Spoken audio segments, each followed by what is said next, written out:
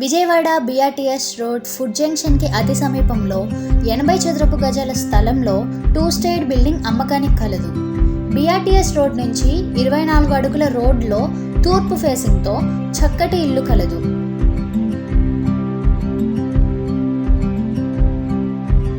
ప్రస్తుతం ఈ ఇంటి మీద 40,000 రెంటల్ ఇన్కమ్ వస్తుంది.